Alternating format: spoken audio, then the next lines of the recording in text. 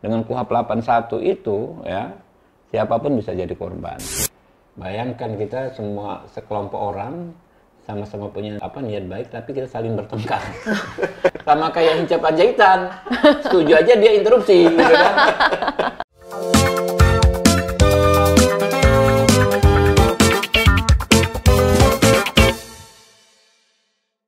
Selamat siang dan selamat datang dalam podcast KUHP, Kongko Urusan Hukum dan Politik Hukum Online. Perkenalkan, nama saya Stasia Feby Priscilia, selaku Regulatory Compliance Consultant Hukum Online. Di sini, pada kali ini saya akan memandu jalannya podcast dan saya tidak sendiri. Saya ditemani oleh rekan saya, Mas Tito Sianipar, selaku Wakil Pimpinan Redaksi Hukum Online, dan juga narasumber kita dalam podcast kali ini, yaitu Pak Habibur Rahman, selaku Ketua Komisi 3 DPR RI. Beliau juga menjabat sebagai Ketua Fraksi Gerindra MPR RI, Wakil Ketua Umum Partai Gerindra, dan juga Ketua Majelis Kehormatan Partai Gerindra. Nah, selamat siang Pak Habibur Rahman. Siang, Bro. Tito ini bosnya turun langsung nih. Nggak bos juga Bang, jauh lah Bang. Makasih ya Pak atas waktu dan kesediaannya Pak untuk hadir dalam podcast KUHP hari ini. Ya, thank you Bang Habib. Pokoknya intinya kita dari terima, kita akan ngobrol apa aja. Bang Habib termasuk salah satu narasumber yang maksudnya kita kan narasumber banyak Bang ya. Kadang-kadang ada beberapa yang minta mana daftar pertanyaan. Ini kan nggak ada. Jadi kalau kita ngalir aja. Ngalir aja betul. Silahkan gitu kan. Oke, ngalir aja Bang. Kita lebih pengen mengenalkan Bang Habib karena orang taunya Bang Habib yang sekarang sebagai Ketua Komisi 3 kan. Gue malah pengen mulai dari awal Bang. Sejarah Abang kan sebenarnya advokat, bahkan dulu sebelumnya aktivis ya. Nah, pertanyaan pertama saya Bang, dari antara advokat dan politisi, Abang lebih prefer mana Bang? Atau apa plus minusnya gitu deh? Nah, itu dua-duanya sebenarnya sama ya. Masa? Betulnya saya linier, karena saya menganggap linier perjalanan aktivitas saya. Saya itu kan dulu aktivis SMID, Solidaritas Mahasiswa Indonesia untuk Demokrasi. Ya. Berbau. Ya, dulu dibilang kiri lah ya, BRD 98. 98 itu kita bela petani, buruh ya, dan kita mau runtuhkan rezim Soeharto, ya kan? Otoriter. 98. Saya kalau itu ada Pak Bibit Waluyo dulu dan rem di Garuda Hitam. Oke, Lampung. Buronan nomor satunya itu namanya Habibur Rahman gitu. Oh iya. Ya kan? Saya setelah 27 Juli dikejar-kejar, ketangkep pertama 97. Kan 27 Juli 96. Ya, 97 Pak Bibit langsung yang nangkep waktu itu. Di Lampung? Di Lampung. Ya Kan? Jadi zaman dulu itu ada tradisi. Di korem-korem itu ada daftar buronan itu. Aktivis yang buronan dikejar-kejar. Saya itu selalu on the top of the table gitu loh. Jadi peringkat pertama. Jadi itu mulut ke mulut tapi semua orang tahu gitu loh. Kamu itu. Ya kan, lu hati-hati gitu. Kan ada anaknya tentara, ada ini kan. Nama lu di atas paling pertama. Jadi udah berapa tahun ya? 96 ya sampai 2000-an lah ya. Ya beberapa kali tertangkap. Ya tertangkap itu ya itu. Karena kan saya anak fakultas hukum ya. Jadi kita paham banget memang KUHP itulah yang memang bermasalah. Ini nanti akhirnya larinya ke KUHP dan KUHP. Ya, tapi dua, ya kan? Iya, benar. Nah, ada kita kan real nih ya. Saya tuh nggak pernah membuat lamaran kerja kemanapun setelah lulus kuliah. Saya hanya ingin jadi advokat dan pengen jadi anggota DPR RI.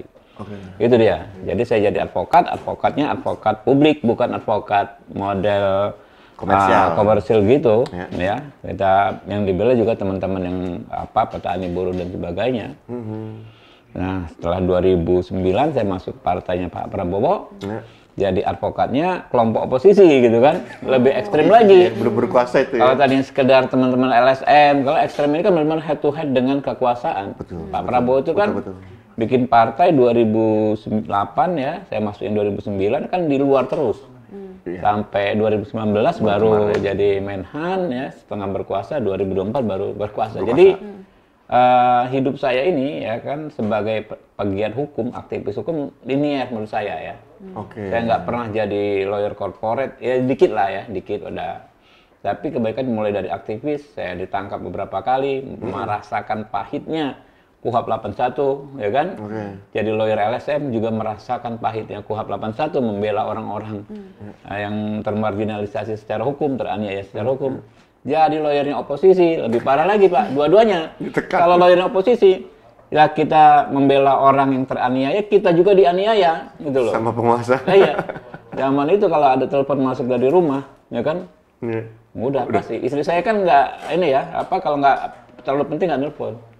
Kalau telepon dari rumah itu ada surat panggilan dari polisi, kan?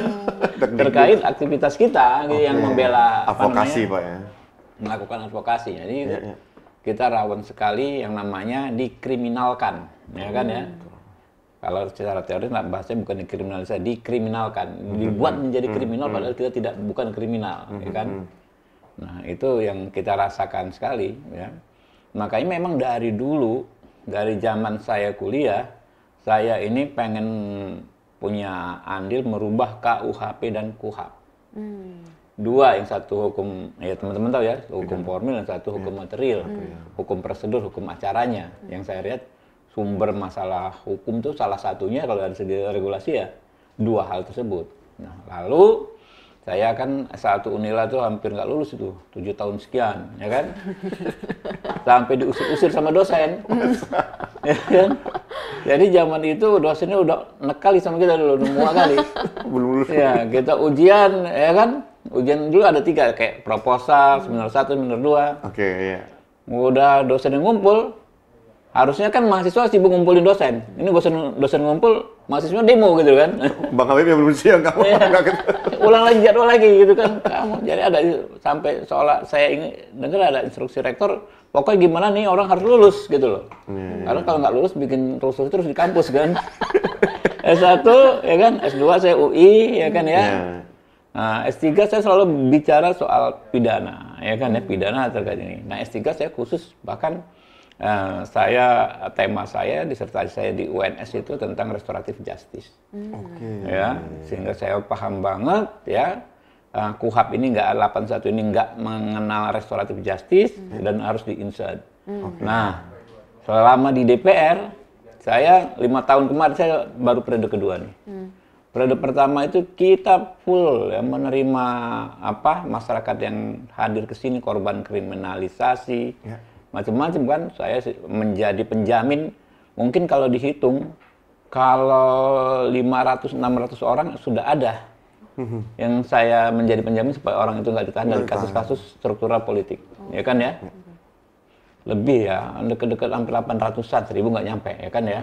Itu mulai dari Habib Rizik, mahasiswa yang ketangkap demo KUHP, macam-macam, sampai mahasiswa yang mendemo saya sendiri gitu kan, ya kan? Itu orang mendemo Bang Habib jaminkan sudah ditahan.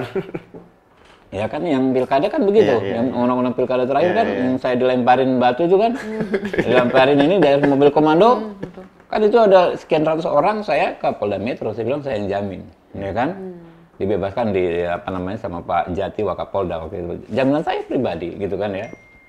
Tapi intinya memang kita melihat bukan soal kita di posisi mana gitu loh KUHAP ini. Siapapun tuh bisa jadi korban. Ya kan? Dengan KUHAP 81 itu ya, siapapun bisa jadi korban. Sekarang saya enak posisi, alhamdulillah, ketua komisi ya kan, anggota DPR, orangnya Pak Presiden, ya kan? Jauh lah dari dikriminalisasi menjadi korban KUHAP ya, alhamdulillah. Tapi orang di luar sana bagaimana? Ya kan, keluarga besar kita kelak segala macam, dan saya selalu sadar, saya kan ikut banget mengikuti perkembangan politik ya. Zaman demokrasi modern reformasi ini paling lama satu kelompok itu bertahan 10 tahun. Ya kan, di kekuasaan. Ya enggak? 2 periode. Toh ya. Ya enggak? Paling lama tuh presiden kan 2 periode. Setelah itu walaupun anggota DPR tapi kan enggak sepenuhnya berkuasa. Nah, kalau kita di luar kekuasaan, ya harus siap lagi. Kayak kemarin lagi, berkelahi lagi kan. Nah, kan lagi. Capek berkelahi, ya kan ya. Kalau aturan mainnya nggak jelas, ya, atau terlalu tidak jelas, ya kan ya. Bukan nggak jelas ya, terlalu tidak jelas. Kalau kita bikin nggak mau jadi yang 100% jelas juga, mungkin nggak akan bisa juga, gitu kan ya. Tapi sekarangnya terlalu tidak jelas.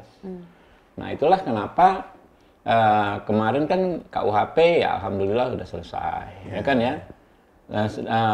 Sedikit banyak menurut saya ini jauh lebih baik daripada KUHP existing. KUHP 2023 jauh lebih baik lah, ya kan. Nah, begitu juga KUHAP toh, ya misalnya ya. Ya kalau ikhtiar kita ya, ya menurut saya sih saya sudah maksimal. Dua hal. Satu, membuat partisipasi masyarakat semaksimal mungkin. Kedua, bekerja setransparan mungkin. Saya bahkan sudah ngomong kalau dituntut lebih dari ini saya sudah nyerah. Nggak bisa lagi lebih dari ini. Ikhtiar kita ya. Saya punya keterbatasan. DPR sebagai institusi punya keterbatasan, ada keterbatasan teknologi macam-macam. Saya sebagai manusia juga punya keterbatasan. Jadi saya pengen setransparannya dan sebanyak mungkin mengakomodir masyarakat. Tapi pada akhirnya kan di sini namanya lembaga seperti ini kan bukan kita sendiri, Pak. Iya, betul. Ya kan? Keinginan Habibur Rahman aja nggak bisa 100% diimplementasikan di sini kan? Walaupun penguasa, Bang. Iya, nggak bisa. Kita mesti ngomong, Pak, ngobrol kemana-mana. Dan itu kalau saya sampaikan memang capek kita kayak begitu. Konsekuensi betul, konsekuensi. Tapi saya hanya mau mengatakan ya bahwa kita ini, saya pribadi ya, kalau soal transparansi satu, kemudian soal partisipasi publik, udah nggak sanggup lagi mau yang lebih dari ini. Kurang apa? Ya kan sampai rapat timus-timusin aja kita bikin live. Itu orang-orang dari komisi lain nanya, lo nggak gila lo? Apaan? Lah timus-timusin itu kan kerja laptop. Kerja orang ngedit itu kan, kenapa dibikin live? Ya nggak apa-apa daripada orang curiga dengan kita kan. Betul. Jadi omongan. Itu kan agenda resmi DPR, Bos. Ya, timus-timusin. Apa? Orang kan nggak tahu. Kalau nggak kita bikin live, orang nggak tahu. Gitu loh. Ngapain aja ya. Nah, itu yang kita coba lakukan dengan KUHP ini ya. Jadi kalau ditanya ya karena Pak Habibur Rahman, tahu nggak sih apa yang Anda lakukan dengan KUHP? Saya dengan segala hormat ya. Mungkin saya kalau dibandingkan dengan teman-teman yang sekarang di YLBHI, dengan teman-teman seperti Najwa, mohon hormat, dengan segala hormat, saya katakan mungkin saya lebih tahu penyakitnya KUHP ini. Saya bukannya ini ya, mau revolusioner atau apa. Ya, dengan yang saya ceritakan ya, mungkin saya lebih tahu dari mereka, dari pengamat, dari orang yang hanya melihat, nggak mengalami. Badan ini pernah di sel gara-gara KUHP 81 beberapa kali. Pengalaman. Kita pernah dikriminalisasi, dapat surat panggilan gara-gara KUHP 81. Jadi kan kita tahu banget urat nadinya KUHP 81 ini menurut saya sederhana, di mana harus diperbaiki. Sebab balik lagi, kita mau bikin undang-undang yang sempurna 100% nonsens. Betul. Ini capek, Pak. Anggota DPR itu setuju aja interupsi, Pak. Setuju aja interupsi. Setuju aja interupsi. Udah satu ini, 5-6 orang angkat tangan. Hanya untuk menyatakan kesetujuannya. Anda bayangkan, Anda pegang palu, ya kan, ya kayak begitu. Bisa ini stres kita kalau kita ini. Setuju aja ya, kalau apalagi kalau Pak Hinca Panjaitan, ya kan? Ya kan? Ngomong keras, tapi dia setuju, aku setuju 100%, itu kan begitu. Masya Allah, Pak. Setuju, Mbok, ya diem aja, gitu kan. Ya biasanya tinggal ketok, gitu kan. Kita kan gemes kadang-kadang nih. Ini, setuju nggak nih? 6 orang, 7 orang angkat tangan kan stres kita, Pak. Semua ada 8 fraksi, ya kan?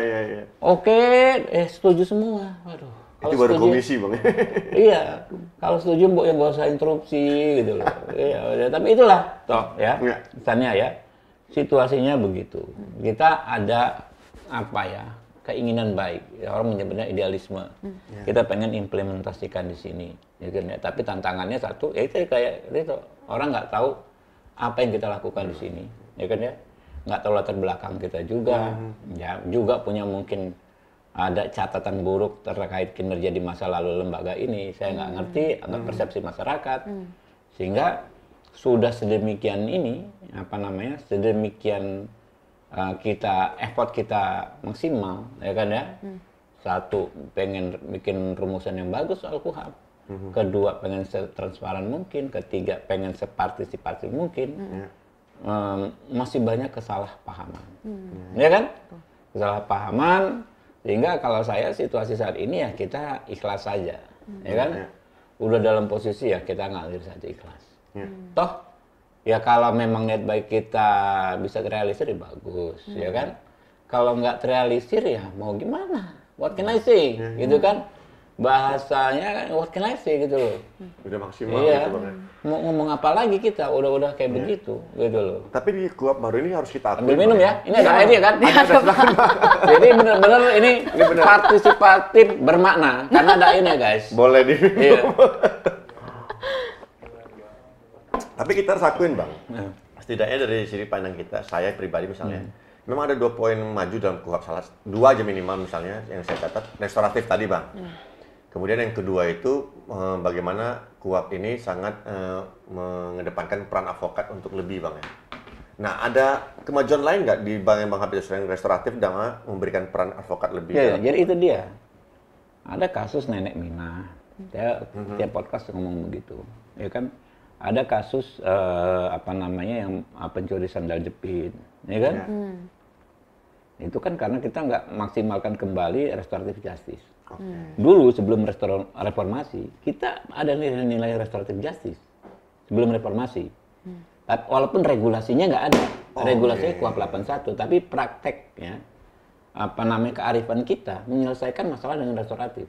Zaman saya SMA, kalau anak-anak berkelahi gitu kan, anak SMA berkelahi sepanjang nggak ada yang mati kalau di Lampung itu, tusuk-tusukan aja gitu kan, penyelesaian keluarga besar. Dibikin kayak acara keagamaan, diangkat saudara, sampai tua-tua menjadi saudara gitu loh. Medan juga gitu Bang? Iya, Medan begitu juga kan. Medan. Atau kecelakaan motor ditabrak mobil, ya kan? Itu kan zaman begitu kan nggak ada masuk penjara dua-duanya. Malah diangkat saudara. Ada saudara saya, ya yang saya ingat ternyata jadi saudara itu karena ibu saya itu bawa kayak angkot di desa gitu kan ya. Nah, ditabrak motor, ya kan ya, orang itu sampai sekarang nih jadi keluarga besar saya. Jadi saudara. Sudah lupa kadang-kadang ini keluarga dari mana? Oh, gara-gara kecelakaan tahun itu 80 sekian. Nah, artinya apa? Itu dulu. Tapi di reformasi kan semua dilarikan ke hukum. Zaman itu dikit-dikit hukum. Sampai akhirnya guru jewer murid, guru cubit murid, ya kan? Ya, itu jadi hukum, jadi masalah. Ya kan? Nah, ya kita kan kadang-kadang kan ya, kita ini kadang-kadang dari ekstrem ke ekstrem. Mau tertib tapi tidak pada konteksnya, ya kan? Nah, itulah sekarang kita perlu memasukkan nilai-nilai restoratif justice di peraturannya. Kalau mempraktekannya sebenarnya masyarakat Indonesia nggak usah diajarin lagi, sudah punya pengalaman dan semua budaya. Ini Tito bilang orang Batak, orang Medan juga kayak begitu, ya kan ya? Nah, tinggal regulasi kita benerin. Nenek Mina, bayangin hakimnya sampai nangis. Karena kalau unsur delik terpenuhi. Kalau unsur delik terpenuhi kan jaksa harus nuntut, polisi harus nyidik, jaksa harus nuntut, hakim harus hukum. Harus dijalankan ya. Unsur delik terpenuhi, tapi dia nggak bisa nggak bisa kasih pardon gitu kan, ya kan ya, nggak bisa kasih permaafan gitu loh. Di kita ini ada semua sekarang dengan KUHP yang baru ini lengkap gitu loh. Jadi minor crime, ya kan ya, itu semua bisa diselesaikan dengan restoratif justice. Restoratif justice itu kan concern terhadap kerugian korban. Ya kan, merestorasi damage yang ini korban, bukan pada penghukuman si pelaku. Jadi kalau korbannya damage-nya sudah dipulihkan, ya nggak perlu dihukum lagi pelaku, kan win-win. Orang senang, penjara nggak penuh. Nah, itu penting. Jadi bukan kalau dibilang apakah hanya restoratif justice ini is a big deal di KUHP dan KUHP. Kita insert nilai di KUHP, kita detailing prosedurnya di KUHP. Terus penguatan peran advokat, penguatan hak tersangka. Yang saya bilang tadi, inilah jantungnya KUHP. Siapa pengawas polisi? Betul. Apakah lembaga lain? Nggak ada. Kompolnas? Masyarakat lewat siapa? Lewat advokat. Yes. Dari semua kasus yang datang ke sini, kebanyakan terjadi karena 90% nggak didampingi advokat. Ya, tambah lagi advokatnya kita tambah kewenangan, kita perkuat. Dia kan perannya. Advokat itu saya dulu dampingin kasus-kasus politik, ya kan, Pak Ahmad Dhani datang, Pak Habib duduk diam dengar catat, penyidiknya ngomong begitu, ya memang begitu kan, hanya boleh melihat dan mendengar. Di KUHP lama. Di KUHP 81. Iya. Jangan dikira kayak Ellie McBeal itu kan, bisa debat, ya kan ya, nggak bisa. Kayak kita bikin advokat bisa menyampaikan argumentasi, menyampaikan keberatan, dan keberatan yang dicatat dalam berita acara. Ya, tambah lagi advokat mendampingi, bukan hanya terdakwa, tapi mulai penyelidikan siapapun yang diperiksa penyidik boleh didampingi advokat. Oh, diperiksa udah boleh, Bang? Semua. Oke. Masalahnya, Pak, ya. Kalau kasus makar itu misalnya, makar 212 itu saya dampingi berapa orang kan ya. 10 orang tertangkap menjadi tersangka sekaligus menjadi saksi satu sama lain. Ketika diperiksa pertama sampai seminggu ke depan, itu sebagai saksi dulu, nggak boleh didampingi dong. Iya. Iya nggak? Ya. Sebagai saksi, tapi karangan ceritanya kan udah jadi. Ya kan? Siapa yang merencanakan apa segala pertemuan ini, Bang? Orang diintimidasi, nggak ada advokat. Rangkaian ceritanya sudah jadi, baru terakhir panggil sebagai tersangka. Nah kita kan nggak gampang, nggak bisa malah merombak berita acara yang sudah ada. Kan berita acara kan tinggal di copy paste dari sebagai saksi menjadi tersangka. Pak, ini waktu saksi ngomong begini ya Pak ya? Ya, gini Pak ya. Selesai. Itu hal-hal yang sangat besar menurut saya itu. Misalnya, penguatan hak tersangka dan peran advokat itu justru yang terpenting. Bukan hanya itu gitu loh. Yang lain menurut saya perintilan. Ya, saya nggak ini. Misalnya soal apa namanya penahanan tetap 1 hari nggak 7 hari, kan kita pertahankan. Lalu apa namanya soal apa lagi? Penyadapan nggak kita bahas. Nggak dibahas. Ya, kita bahas. Soal apa pemeriksaan harus segera. Kan teman-teman di LBHI bilang ICCPR pasal 9 ayat 3. Orang ditahan harus dihadapkan ke pengadilan atau petugas lain, ya kan ya? Untuk diperiksa, ya kan ya, dalam waktu yang wajar. Pasal 9 ICCPR. Sudah kok. Ini di KUHP kalau nggak salah pasal berapa itu? Pasal 1 atau berapa? Harus diperiksa segera. Kalau dulu kan orang ditangkap, ya kan? Baru 2 minggu diperiksa, dianggurin di dalam, udah babak belur Pak. Ya kan, ini kan harus diperiksa 1 kali 24 jam. Memang yang memeriksa polisi, ya kan, penyidik, ya kan ya. Tapi kan artinya kan nggak kita abaikan itu. Kita masukkan teman-teman memilih advokat, hak memilih advokat. Ini kan hak apa namanya, hak tersangka memilih advokat. Kata teman-teman nggak ada, ada kok. Sudah kita masukkan, bukan. Jadi kan kadang-kadang advokat itu kalau disediakan penyidik dia nggak ini bos, nggak loyal ke kliennya, loyal ke penyidik. Karena versi polisi iya, gitu kan. Iya kan? Percuma punya advokat malah ngarahin, oh kamu tanda tangan cuma aja. Kapan formal kan. Dia boleh milih gitu loh. Di sini boleh milih. Gitu kan ya. Kalau mau fair dicek deh, masukkan teman-teman koalisi sipil segala macam. Jadi dengan segala hormat toh ya, bukan sekadar restoratif justice saja. Itu nggak pas kalau dibilang pakai kata saja. Bukan penguatan hak advokat saja, bukan penguatan peran advokat, bukan penguatan hak tersangka saja. Itu tiga hal yang menurut saya sangat strategis, paling strategis dan sangat besar. Karena ini tersebar dalam puluhan pasal, belasan pasal setidaknya. Hak advokat, ya kan mulai hadir, mulai menyampaikan keberatan, mulai imunitas loh. Ini korban ya, advokat dikriminalisasi, kasus Ratna Sarumpait gitu kan. Ya ini kan, kasus politik kan. Ya. Sekarang masih ada tuh Bang, advokat dikriminalisasi, Tony Budijaya, ada legal counsel juga. Ya itu masalahnya Tito. Kita berdebat, semakin lama berdebat, mau sampai kapan KUHP 81 ini terus memakan korban. Kalau LBH Medan saya lihat bikin stiker, ya kan ya, hati-hati, KUHP sedang dibahas, bahaya, Anda bisa menjadi sasaran. Kenapa dia nggak ngomong hati-hati, KUHP 81 terus memakan korban, Anda bisa menjadi korban berikutnya. Kenapa dia nggak ngomong begitu? Begitu loh. Nggak ada. Kenapa nggak ada kegelisahan? Karena draft KUHP yang sekarang sejauh ini dibahas, menurut saya setidaknya jauh lebih baik dari KUHP 81. Itu dijamin itu. Mungkin kekhawatiran teman-teman di luar itu adalah jangan sampai kayak 81 masih ada di KUHP baru, Bang. Enggak. Bagian dari ngawasi ini mungkin. Makanya kan itu kan ekstrim, Bos. Perubahannya ekstrim loh, Pak. Iya sih. Restoratif justice itu bukan satu pasal, Pak. Satu bab kita masukin, Pak. Satu bab itu berapa? Mungkin 20-an pasal ada, detail. Kalau kurang lengkap ya dimasukkan saja. Iya kan? Siapa yang nggak suka restoratif justice? Ya kan? Ada detailisasi kita masukkan, gitu loh. Kemudian ya saya bilang tadi penguatan tersangka, peran advokat. Menurut saya itu sudah jantungnya itu. Ya, sudah tersebar di banyak. Jadi kalau ini menjadi masalah, saya kok kayak gimana rasanya? Ini sudah baper, Pak. Baper ya? Ya, Stania ya, udah Stania. Kayak kita jahat kali gitu kan. Macam apa kali ini kalau kita dalam Medan kan? Kita ini ada niat baik mengakhiri masalah. Karena tiap hari, Pak. Kemarin si Tony datang. Ya, tiap hari. Kalau teman-temannya bilang, apakah ini Komisi 3 mendatangkan korban? La ilaha illallah. Itu anak BEM Trisakti yang datang kemarin. Anak BEM mana lagi? Itu kan korban semua. Yang saya jamin kemarin yang ini.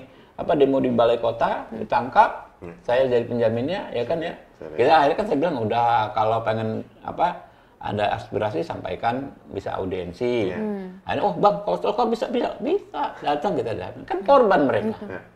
Dan kami tiap hari terima korban. Dan ini adalah korban gitu.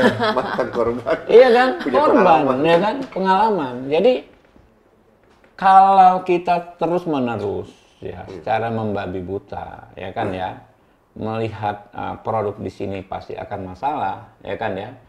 Ya akhirnya KUHP yang existing ini yang akan berlaku. Masa? Ya kan? Iya dong. Maksud Ya. Bang Habib ada kemungkinan KUHP baru ini nggak jadi disahkan? Jadi gini, dinamika di DPR ya, di politik ini kan realisme hukum ya, filsafatnya. Tapi hukum itu kan bukan soal bagus-bagusan draft, Oke. ya kan ya, tapi soal terkait politik. Ini kan lembaga politik. Mereka ini kan apa ya, LBHI, Najwa, ini kan tokoh-tokoh yang berpengaruh. Oke. Kita kan kalau di era post-truth ini kan pengaruh itu bukan hanya di kekuasaan formal. Ya. Memang mereka di kekuasaan, tapi pengaruhnya luar biasa. Ya. Mereka bisa akses pimpinan-pimpinan kami, ya kan ya. Kalau sampai misalnya mereka terus mengkampanyekan, melakukan dek propaganda terhadap KUHP ini, ya kan ya, terjadi memang mereka sebagian banyak masyarakat juga memang akhirnya mencaci kita, mengatakan wah hentikan pembahasan KUHP segala macam, ya kan ya. Lalu pimpinan kami melihat ini potensi membuat instabilitas macam-macam, ya kan. Ya diperintahkan ke kami untuk hold. Hold kan bisa paling lama berapa kali? 2 kali masa sidang, 3 kali masa sidang. Setelah itu gugur.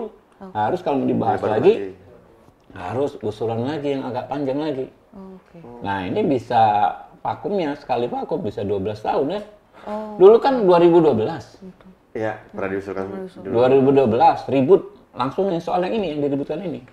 Soal penahanan itu oleh hakim, KPK keberatan, Polri keberatan. Ya kan kalau asli CPR itu banyak menerjemahkan 9 ayat 3 itu harus ada hakim komisaris. Oke, Hakim komisaris itu berarti kayak KPK OTT, ke hakim dulu nggak bisa tahan dia. Iya. Hakim yang sidangkan dulu kan. Ya kalau kayak begitu ya kan ya nggak selesai-selesai. Padahal kalau saya ini berpandangan ya, yang ada dulu yang bisa dulu. Kan ini state dengan citizen, KUHP ini. Iya. Regulasi yang mengatur state dengan citizen. Posisinya kan sekarang jomplang. State ini kan sangat powerful, citizennya parah sekali, kan ya? Polisi, hakim, jaksa, ya kan? Iya. Mereka bisa nahan orang, nangkap, nyita, blokir, Yes. manggil, intimidasi, kriminalisasi, punya budget, punya kantor, punya gedung, Senjata, punya kendaraan, senjata. kekerasan, ya. Rakyatnya miskin, buta hukum, ya kan ya? Macam-macam lah. Citizen yang bermasalah ini. Kalau orang masuk masalah dengan hukum, masuk ke sistem ini, ya udah pasrah. Anda pasti akan diputus bersalah. Setidak bersalahnya Anda pun akan tetap dihukum bersalah. Karena sistemnya begitu, dari penyidikan ke penuntutan ke hakim itu udah Karena kayak jomplang mesin, itu, ya kan? Iya.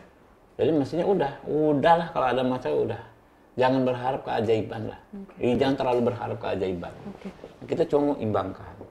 Toh, 100% balance utopia lah, segini lah, Betul. agak mendekati. Posisi tawar setidaknya Kan ya? ada lah. Nah, apa namanya, urusan 3 institusi ini kan, namanya institusi pasti ada ego satu sama lain. Oke. Ya kan, kalau kewenangan penahan geser atau kewenangan pengendalian penyidikan geser, pasti sih ribut 3 institusi besar. Iya, iya. Bagaimana menghadapi tantangan Ya itu? makanya, itu. Benar Tania. Saya nggak mau itu. Betul. Udahlah forget it. Yang itu nanti aja. Pakai KUHP existing aja. Urusan hak kewenangan mereka kan ada undang-undang masing-masing. Undang-undang kehakim, kejaksaan, Polri. Udah di situ aja. Kalau itu selesai, geser dikit aja, ini gesernya sedikit di bagian atas, tapi ke bawahnya pasti ngelebar gitu loh.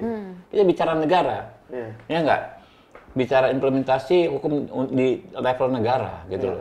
Jadi kalau kita sentuh ini Pak, nggak akan selesai. Benar aja.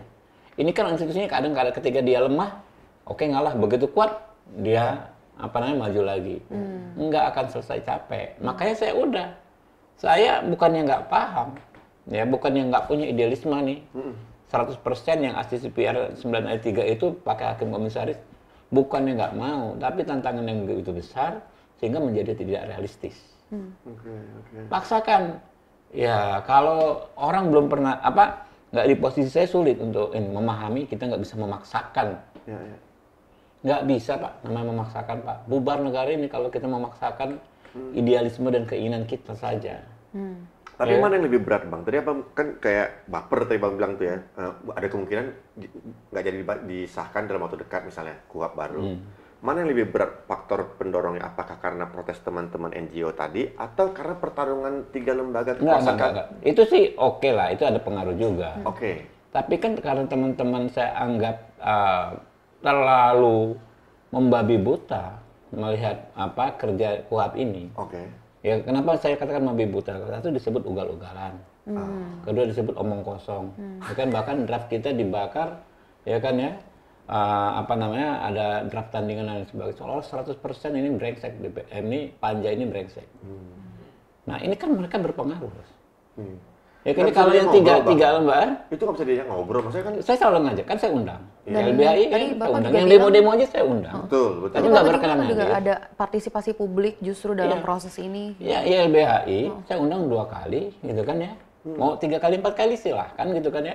Yang demo di luar, orang tuh kalau di demo Pak, Pamdal ini, ada Pamdal, Pak mau terima perwakilannya nggak? Saya bukan perwakilannya bos, semuanya. Yang demo, yang bawa kuasa itu semuanya masuk ke dalam. Loh nanti digaduh Pak, ya nggak apa-apa, justru gaduh bagus saya bilang. Mereka yang nggak mau gitu loh. Lebih enak ngomong di sini. Kan kalau di dalam, maksud saya kan ini kan anggota Komisi 3 bisa dengar semua. Iya kan? Lalu ada teknologi perekaman yang langsung live streaming. Ini kan masyarakat yang di luar sana kan harus tahu juga nih apa yang disampaikan adik-adik ini gitu loh. Ya memang hak untuk bikin bising saja sih hak juga. Tapi kalau dia punya atensi pengen berkontribusi dalam KUHP ini paling enak di dalam. Saya bilang udah mau begadang, mau nungguin sini silahkan. Saya instruksikan, kita sediakan gorengan nih teman-teman buat ini. Iya enggak? Gitu kan ada balkon, ya ada di luar, silakan gitu loh. Jangan sampai karena kesalahpahaman seolah-olah mereka nggak diterima, gitu kan? Saya ini ikhtiarkan kayak begitu. Tapi kalau mereka nggak mau masuk mau gimana? Sementara terus-menerus mengatakan kita ugal-ugalan, kita omon-omon. Ini berpengaruh nggak? Sangat berpengaruh. Ini bukan persoalan baper. Saya ngomong teori kemungkinan. Pimpinan kami di level atas kan nggak ikut dalam kerja-kerja ini. Saya kan begitu setiap ada WA dari mereka gitu kan. Misalnya LBH punya, saya nggak sebut orang ya kan, punya masukan gini di forward ke saya. Lu nggak ini, kalian nggak upload setiap perubahan draft. Saya bilang ya semua perubahan draft itu pasti masuk, ya kan ya. Terus kalau nggak masuk, kita ini semua live streaming. Dan live streaming itu ada, YouTube itu ada ada source-nya bisa diambil anytime. Misalnya kelewatan nih, ya kan ya, rapat tadi siang. Sekarang bisa buka gitu loh. Bisa cari sendiri. Jadi nggak ada satu dokumen pun yang bisa disembunyikan. Jangan kan dokumen, bisik-bisik, gua sholat dulu ya. Kedengeran kok. Banyak orang, Pak Habib mau sholat dulu ya. Kedengeran. Jadi kurang apa? Tapi kan kayak begitu, draftnya tidak jelas. Hanya karena kemarin ada satu wartawan, ya, bilang draft KUHP hilang dari website. Yang pernah hang satu. Draftnya nggak hilang, bos. Ternyata kan, ya kalau saya nggak bisa langsung. Caranya mudah, kata staf saya. Gampang kok, Pak. Pakai search, buka portal dari besar keluar. Karena kawan-kawan itu skillnya nggak pas waktu itu nggak bisa buka. Bikin draft hilang. Berita draft KUHP hilang, di forward sama bos saya. Kenapa lagi ini? Jangan bikin gaduh. Ya bukan, saya nggak ngomong pada banyak pimpinan kan. Mau saya kan ya. Ada apa lagi nih? Ya pada akhirnya kan kita, ya mau gimana lagi? Kita sih kalau saya baru pulang haji ini saya istighfar aja terus. Astagfirullahaladzim gitu kan. Udah mau gimana lagi Pak? Kalau kita orang beragama tinggal ke situ lah. Ngadu ke atas mau aja. apa lagi gitu loh. Ya kalau emang nggak jadi, ya kalau keinginan kita jadi. Betul. Ya kan, jangan tanyakan Habibur Rahman soal KUHP ini mau dijadikan atau tidak. Saya sangat ingin ini jadi, Pak.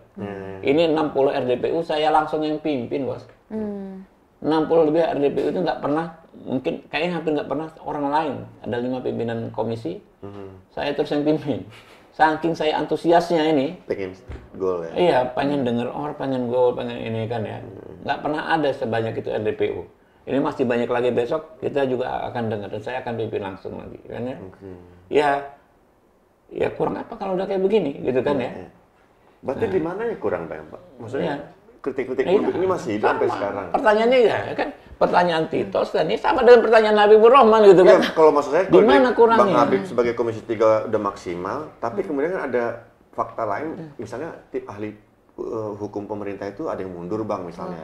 Bos, ya itu bullshit. Saya ngomong bullshit apa? Yang ngomong di Twitter lalu saya dikasih sama si ketua ILBH itu Isnur, ya kan ya.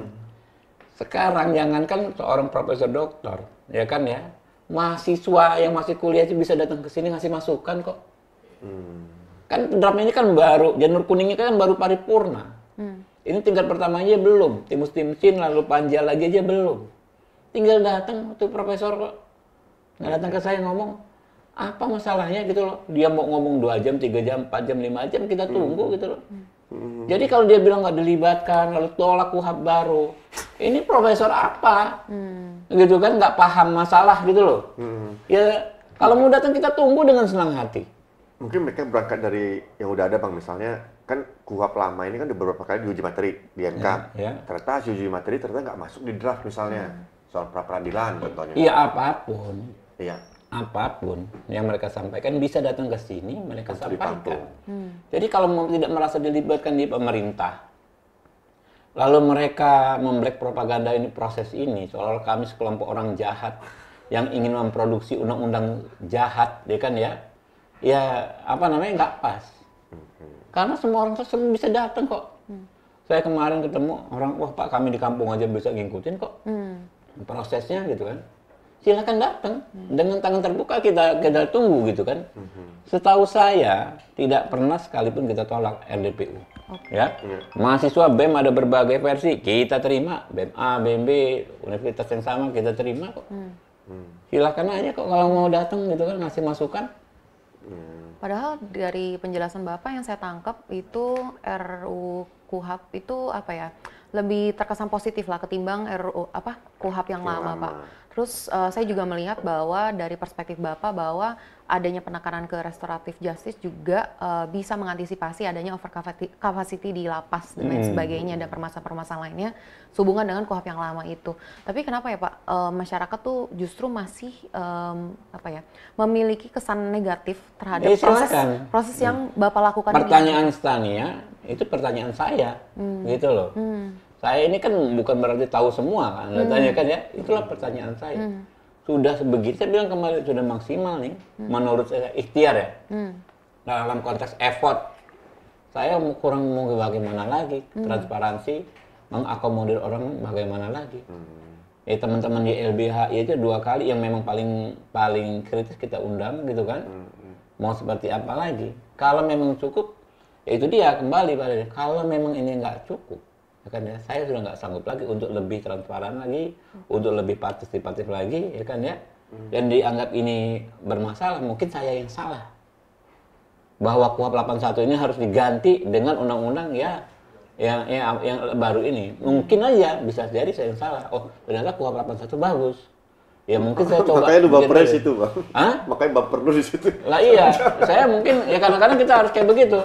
Oh, mungkin ya udah. Mundur. Mereka yang benar mungkin saya yang salah ya. Tapi apa konsekuensinya Bang? KUHP pasti akan baru nih tahun depan. Yes. Kalau KUHP nggak diganti, konsekuensi hukum Sama, telaknya. Bos.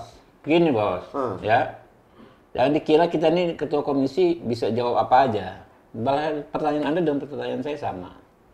KUHP baru kita bikin ada nilai-nilai restoratif. Lalu ada pasal-pasal dalam KUHP lama yang memention pasal di KUHP lama. Karena itu kan kalau KUHP berubah, KUHP harus berubah. Betul. Ya kan? Idealnya kan berlaku bersamaan. Bagus. Pertanyaannya, Tito tadi, kalau nggak berlaku bersamaan bagaimana? Ya bagaimana lah. Gitu kan? Ya bagaimana nanti? Ya, kita kan orang Indonesia, tiba masalah, tiba akal. Bagaimana nanti? Bikin nanti. Itu ya. Iya. Mau gimana coba saya jawab? Ya kan? Apakah akan kiamat? Ya kan ya? Atau seperti apa? Gitu kan ya? Saya nggak tahu juga, gitu kan ya? Tapi yang jelas akan ada masalah. Gitu Betul, kan ya? chaos hukum dong Ya, bisa jadi. apakah negara jadi bubar? Ya bagaimana nanti? Kalau Anda tanya bagaimana, ya bagaimana nanti? Ya itu ininya. Tapi kalau nggak berlaku, ya bagaimana? Tapi kita sebagai bangsa Indonesia dianugerahi banyak akal. Iya kan? Iya. Kita, ya kan?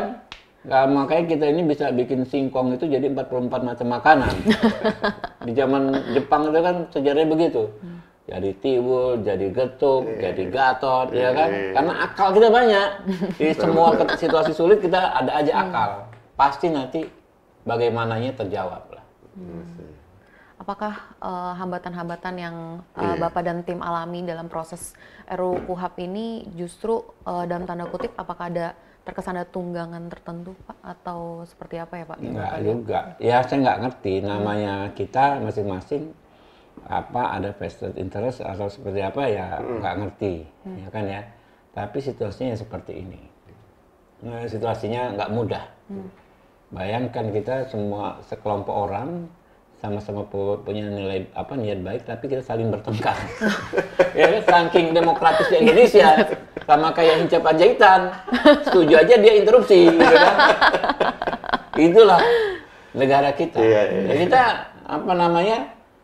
saya bukan ngeluh, ya, tapi kan sama-sama paham. Misalnya paham, Tito paham, situasi kayak begini nih. Bernegara itu ternyata nggak beda dengan pergaulan kita sehari-hari ya kayak begitu. Nah, orang niat baik bertengkar sendiri gitu. Bertengkar sendiri gitu loh. Iya sih. Tapi kan itu real Bang kan bahwa ada pertaruhan kepentingan terutama let's say antara kejaksaan dan kepolisian. Makanya kalau kita ngomong ke situ nggak produktif itu. Karena ya bukan. Ngapain? Akan selalu ada perbedaan, ada gesekan. Karena itu lebih baik nggak dibahas di situ. Lebih baik itu di KUHP existing saja.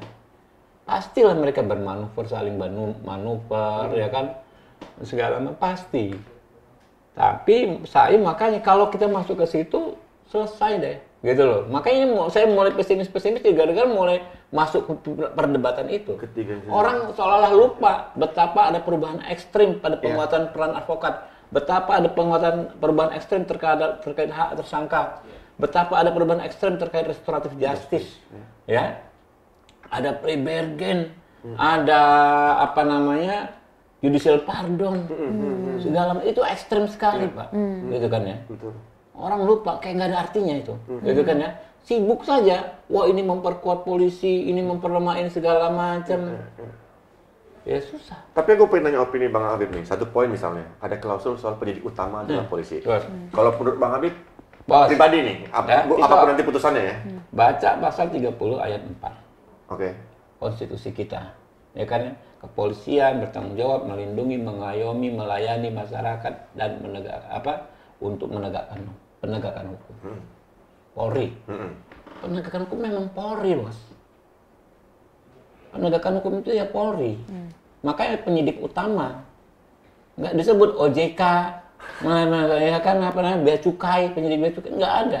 Kalau toh ada perkembangan, ya kan ya, ada penyidik teknis. Ya menurut saya sih kita harus tetap komitmen pada konstitusi kita. Yang diutamakan ya ilmu penyidikan dan kewenangan penegakan hukum itu kalau konstitusi kita ya di Polri. Dan itu itu hanya bahasanya penyidik utama. Tapi prakteknya Anda baca detail di dalam KUHP nggak ada berubah. Tetap punya kewenangan. Ya tetap sama dengan KUHP existing, KUHP 81. Tidak berarti semua harus lewat polisi. Nggak ada. Lapor ke polisi. Enggak. Koordinasi. Koordinasi. Berkoordinasi gitu loh. Oke. Jadi ya menurut saya itu konstitusi loh. Pas 30 ayat 4 loh itu. Oh, jelas-jelas tertulis begitu gitu loh. Jadi apa? Kita ini kan polisi kan nggak bicara orangnya, bicara institusinya. Memang kan kemarin itu waktu panitia ad hoc itu kan menginginkan ya seperti itu. Ya kan sebelum konstitusinya berubah ya kita nggak akan berubah. Menurut saya undang-undang ya memang harus sami'na wa ata'na dengan konstitusi kan. Betul. Harus nada sih. Tom Lembong, Hasto kan nggak maling uang negara. Ya nggak? Iya, Pak. Kan bisa masuk. Gimana cerita pertama gabung ke Gerindra, Pak? Ya, Siapa yang melamar siapa?